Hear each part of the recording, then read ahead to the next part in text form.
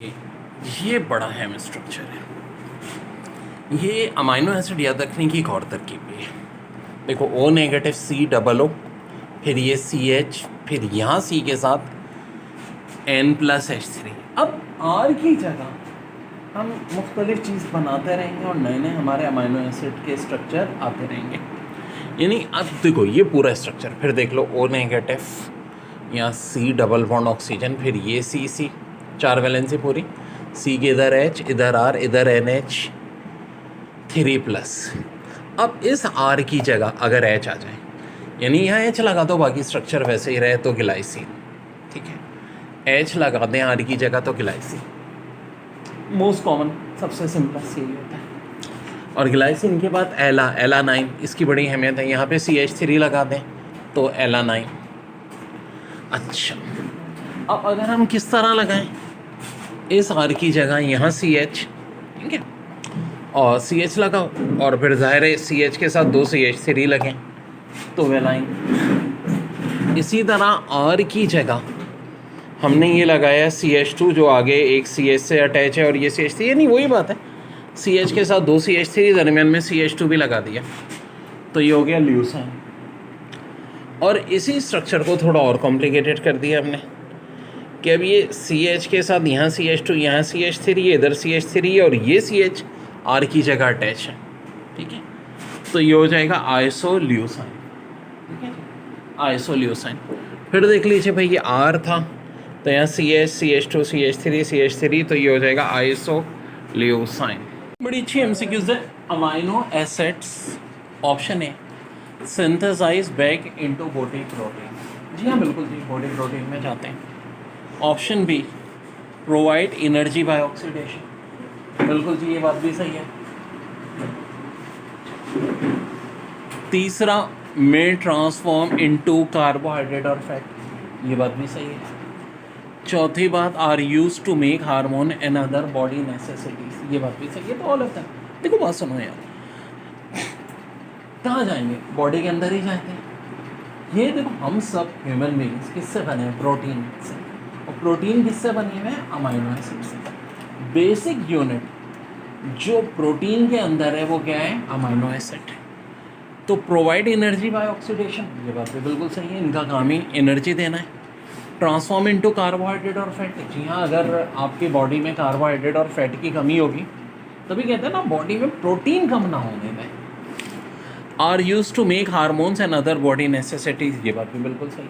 तो आंसर है all of the. Okay बच्चों, सबसे पहले मैं इस स्ट्रक्चर की बात कर रहा हूँ, COOH NH2HH, ठीक है जी।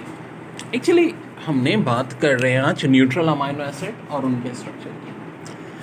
जितने भी अमाइनो एसिड हैं सब में एक बात तो कॉमन है, ठीक है, ये कॉमन है। अब यहाँ क्या आएगा, इससे फर्क पड़ता है। तो जो सबसे आसान है, जिसको हम सिंपलेस्ट अमाइनो एसिड कहते हैं, वो ग्लाइसिन है, जिसमें यहाँ पर क्या मौजूद है, H है, ग्लाइसिन।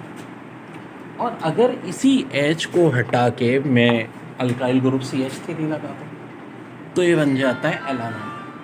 यानी सबसे सिंपलेस्ट ग्लाइसिन, और H हटा के CH3 लगा दिया एलानाइन। अब इनको याद रखना बड़ा मुश्किल, लेकिन मेरी तरकीबों से बहुत आसान बच्चों। अब मैं खेल खेलूँगा, वो क्या, इस CH3 में देखा जाए तो एक CH तो वैसे ही रहने दूंगा, बाकी दोनों हाइड्रोजन की जगह CH3 लगा दूंगा। मैं क्या कह रहा हूँ, एलानाइन का एक CH रहने दूंगा, बाकी जो 2 हाइड्रोजन है उनकी जगह CH3 लगा दिया। ये मैंने कर दिया। ये देखिए ना, इस CH के साथ एक H हटा CH3, एक H हटा CH3, ये बन गया वेलाइन। क्या बन गया, वेलाइन। लेकिन बच्चों अभी तो 2 स्ट्रक्चर और भी बाकी है। अब वेलाइन में यहाँ CH के साथ CH3 2 ब्रांच है, सही भाई, ऐसा ही था ना, ये था। लेकिन मैंने एक खेल खेल दिया। ये वेलाइन का स्ट्रक्चर तब होता अगर ये ऐसे डायरेक्ट अटैच होता। अभी तो बनाया मैंने क्या किया, दरमियान में एक CH2 लगा दिया, तो अब ये वेलाइन नहीं बल्कि क्या बन गया, ल्यूसाइन। क्या बन गया, ल्यूसाइन। ये है हमारे पास वेलाइन, ठीक है। मैंने सिर्फ इतनी बात की कि भाई ये जो वेलाइन है इसमें दरमियान में मैं CH2 लगाता हूँ, और CH2 आ सकता है वैलेंसी के लिहाज से, तो ये बन जाता है ल्यूसीन। लेकिन अब कहानी में ट्विस्ट एक और है। अब ये लियोसिन है। अगर मैं CH2 का एक H हटा के उसकी जगह CH3 लगा दूँ तो फिर ये ल्यूसीन से क्या बन जाएगा? Iso leucine. यानी पांचों के पांचों हमने जो हमारे इम्पोर्टेंट है, ये कौन से अमाइनो एसिड है? न्यूट्रल। न्यूट्रल क्यों है? क्योंकि एक ही COOH, एक ही NH2। मोस्ट कॉमन इन्हीं पांचों के स्ट्रक्चर आते हैं, पांचों मैंने करा दिए। ग्लाइसिन में H था, एलानाइन में CH3 आया, फिर एलानाइन के दोनों H हट के CH3 आ गया तो वेलाइन हो गया। वेलाइन वाले स्ट्रक्चर में दरमियान में CH2 आ गया, ल्यूसीन हो गया। फिर ल्यूसीन के एक H की जगह CH3 आ गया तो आइसो ल्यूसीन। देखो बच्चों, कुछ बात अब हम करते हैं एसिडिक अमाइनो एसिड ए। ये बना हुआ था हमारा NH2C COOH। अब मैं एक काम करता हूँ, CH2 के नीचे एक और COOH लगा। ये तीन चीज़ें तो लाजमी होनी है। मैंने एक CH2 और एक और COOH। ज़ाहिर है जब एसिडिक अमाइनो एसिड है तो COOH ज़्यादा होने चाहिए। तो ये बन गया एस्पार्टिक एसिड। कौन सा? Aspartic acid. दो ही बड़े कॉमन है, एक एस्पार्टिक और दूसरा ग्लूटामेट। देखो अब मैंने क्या खेल खेला, यहाँ CH2 COOH के दरमियान में एक CH2 और लगा था। यानी अब आपने क्या किया, ऊपर तो ये चीज़ तो फिक्स होनी है, एक CH2 फिर CH2 फिर COOH, तो ये बन जाएगा आपका ग्लूटामिक एसिड। Glutamic acid. जब हम बेसिक अमाइनो एसिड की बात करते हैं तो सिर्फ दो ही हमारे बड़े कॉमन है, एक लाइसिन, एक आर्गिनाइन। देखो ये तो हर अमाइनो एसिड में स्ट्रक्चर हो गई होगा, COOH NH2H। यहाँ नीचे देखो, तीन CH2 एक के बाद एक है। ठीक है, हम अपनी मर्जी से नहीं लगा सकते। इसका मतलब एक CH2 फिर CH2 फिर CH2 फिर NH2, तो यहाँ रहेगा लाइसिन। और आर्गिनाइन में भी स्टार्ट तो ऐसे ही है, ऊपर यही स्ट्रक्चर CH2 थेराइज, लेकिन कहानी में ट्विस्ट है, बजाय NH2 के खाली NH है और इनकी एक वैलेंसी यहाँ कार्बन से अटैच है जिसके साथ यहाँ NH2 है और यहाँ NH है। ये कहलाएगा आर्गिनाइन, आर्गिनाइन, और ये कहलाएगा लाइसिन। ये दो स्ट्रक्चर के लिहाज से जो प्रोटीन होते हैं, एक तो प्राइमरी प्रोटीन लीनियर स्ट्रक्चर ना, किसका? अमाइनो एसिड, सीधा साधा linear in a polypeptide chain, example insulin, ऐसे। दूसरे कहलाते secondary coil of polypeptide chain in alpha helix और beta pleated form manner, example से। ये सेकेंडरी कहलाते हैं। अब ये हेलिक्स की फॉर्म में होते हैं बजाय लीनियर के, या एक और भी इस तरह से पूछा जा सकता है, A लेवल में आ चुकी है MCQs, MTCAT में भी आई है। Folding of coiled peptide chain की बात हो रही हो तो इसका मतलब है कौन से प्रोटीन है? Secondary protein. और टर्शियरी प्रोटीन में हम कहते हैं super coiling of polypeptide chain in 3D form, example है मायोग्लोबिन। और फिर एक हम बात करते हैं कॉर्डनरी 3D shape of protein consisting of 2 और मोर पॉलीपेप्टाइड चेन, ये क्या कहलाते हैं? हेमोग्लोबिन। इस स्ट्रक्चर का क्या नाम होगा?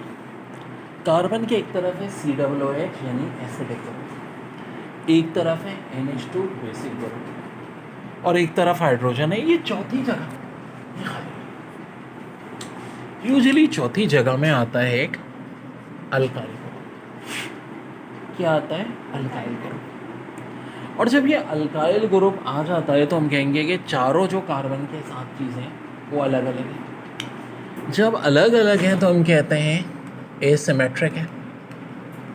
एसिमेट्रिक को एक और नाम भी देते हैं चायरल, चायरल कभी चेरल पढ़ते हैं, अलग अलग। ठीक है जी। लेकिन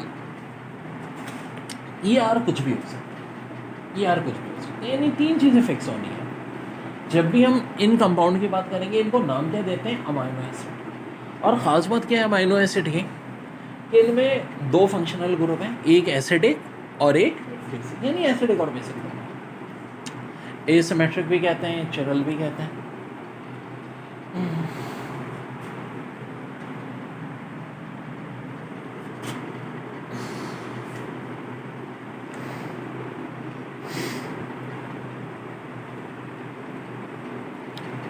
अब एक और बड़ी इंपॉर्टेंट बात, या इम्पोर्टेंट तरीन कहानी इसमें कि ये आर यहाँ पे डिफरेंट डिफरेंट आते रहेंगे।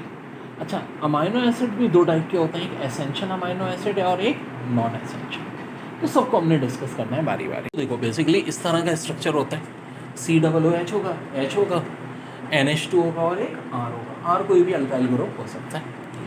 अब जो नॉन एसेंशियल 10 हैं उनमें शुरू के 6 बड़े मज़े। देखो एक है ग्लाइसिन जो सबसे सिंपलेस्ट अमाइनो एसिड होता है। सबसे सिंपलेस्ट कौन होता है? ग्लाइसिन। ये भी आता है alanine, glutamic acid, aspartic acid, glutamine, asparagine. तो देखो इनको कैसे याद रख सकते हो? गा गा गा गा गा गा। अब क्या गाना गाना है? गा गा गा सिस्टीन। एक आदमी उसको हम कह रहे हैं गा गा गा सिस्टीन। क्या गा? प्रोलाइन। कोई एक सॉन्ग का नाम है प्रोलाइन। अगर प्रोलाइन नहीं गाना तो सेराइन गा लो, या सेराइन भी नहीं गाना तो क्या गा लो? टायरोसाइन गा लो। तो ये जितने नॉन एसेंशियल में 6 तो देखो, जहाँ G और A आए, G आए तो हम फ़ौरन समझ लेंगे बात किसकी हो रही है, नॉन एसेंशियल अमाइनो एसिड की। A वाले में भी ज़्यादातर नॉन एसेंशियल ही है सिवाय एक आर्गिनाइन। तो बस आप एक को याद रख लो ना। अब ये याद रख लो कि आर्गिनाइन जो है A से शुरू होने के बावजूद एसेंशियल में आता है, बाकी जितने A से शुरू होते हैं वो नॉन एसेंशियल में आते हैं। ठीक है जी, यहाँ तक कैसे पहले था। अमाइनो एसिड बहुत ज़रूरी है जो हमारी बॉडी ग्रोथ करती है। सबसे बड़ी बात, अमाइनो एसिड से मिलके क्या बनते हैं? प्रोटीन। हर ह्यूमन बॉडी हो चाहे कोई भी लाइफ हो, वो प्रोटीन के बगैर नहीं होती। तो अमाइनो एसिड में से 10 तो हैं एसेंशियल। अब देखो इनको याद रखने की ट्रिक क्या होती है? IM यानी आइसोल्यूसिन और मेथियोनाइन। हाँ जी, सरकारी टीवी को क्या कहते हैं? PT। तो P से फेनालानाइन और T से 2 आते हैं, थ्रियोनाइन और थेरेप्टोफेन, और V से फेलाइन और hall. I am in PTV hall, अपने पास से बना सकते हैं एट PTV हॉल। तो देखो हॉल में H से स्टिटीन, A से आर्गिनाइन, L से एक ल्यूसाइन है, एक लाइसिन। ये सब हम बहुत डिटेल में करेंगे, बिल्कुल बेसिक अभी समझा रहा हूँ। तो देखो बच्चों, मतलब अगर कोई पूछे कि भाई एसेंशियल कितने हैं, पहली बार 10 हैं। कौन कौन से हैं? ये 10, क्योंकि देखो नाम दे देंगे, which of following is essential या which of following is non essential, तो हमें याद होने चाहिए। तो इसकी भी हम बहुत सारी ट्रिक बनाएंगे। ठीक है, पहले ये हमने देख लिए एसिडिक अमाइनो एसिड, यानी जब COOH NH2 से ज़्यादा हो, इसकी 2 बड़ी कॉमन एग्जाम्पल है और 2 इंपॉर्टेंट है हमारे कोर्स में, तो परेशान नहीं होना। एक है ग्लूटामिक एसिड, एक है एस्पार्टिक एसिड, यानी गुल्लू भाई और एस्पार्टिक भाई, गा। ग्लूटामिक एसिड और एस्पार्टिक एसिड, ये दोनों। अच्छा दिलचस्प बात है, किस में आते थे? नॉन एसेंशियल, यानी नॉन एसेंशियल भी हैं और साथ साथ एसिडिक भी हैं, ग्लूटामिक और एस्पार्टिक। ये बेसिक अमाइनो एसिड की जब हम बात करते हैं NH2COOH से ज़्यादा होगा। अब इसकी 2 एग्जाम्पल हैं, एक आर्गिनाइन और एक लाइसिन। आर्गिनाइन मैंने बताया था वाहिद है जो स्टार्ट A से हो रहा है लेकिन आता किसमें? एसेंशियल में। अच्छा, यानी बेसिक की दोनों एग्जाम्पल किस में आ रही हैं? एसेंशियल में, आर्गिनाइन और लाइसिन। दिलचस्प बात थी, एसिडिक की दोनों मशहूर एग्जाम्पल ग्लूटामिक और एस्पार्टिक किस में आ रही थी? Non essential. तो एक तो इस तरह से भी ध्यान में बिठा लो, बहुत इंपॉर्टेंट बात है ये। ओके जी, बड़ी इंपॉर्टेंट बात कि जो हमारे न्यूट्रल अमाइनो एसिड में 2 बड़ी कॉमन एग्जाम्पल है, ग्लाइसिन और एलानाइन। और सबसे सिंपलेस्ट होते हैं, सबसे सिंपलेस्ट ग्लाइसिन, दूसरा सिंपल एलानाइन। तो ये दोनों कहलाते हैं न्यूट्रल अमाइनो एसिड। अब देखो न्यूट्रल में एसेंशियल वाले भी शामिल होते हैं, नॉन एसेंशियल भी होते हैं। ग्लाइसिन और एलानाइन के अलावा और कौन कौन शामिल होते हैं? ल्यूसीन। अच्छा देखो अगला वाला आइसोल्यूसिन है, तो ये तो याद रखना आसान है, ल्यूसीन और एक आइसोल्यूसिन, और एक कौन है? वेलाइन। ये 5 जो बड़े इंपॉर्टेंट है न्यूट्रल में, ग्लाइसिन, एलानाइन, ल्यूसीन, आइसोल्यूसिन और वेलाइन। बड़ी ख़ास बात देखो, अमाइनो एसिड में ये COOH और NH2 होता है, लेकिन होता क्या है कि यहाँ का ज़ाहिर है हाइड्रोजन पॉजिटिव होता है, ऐसे ये ब्रेकअप हो जाएगा। कैसे? यूँ करके, ये देखो, और किस पे आके लग जाएगा? अमोनिया पे।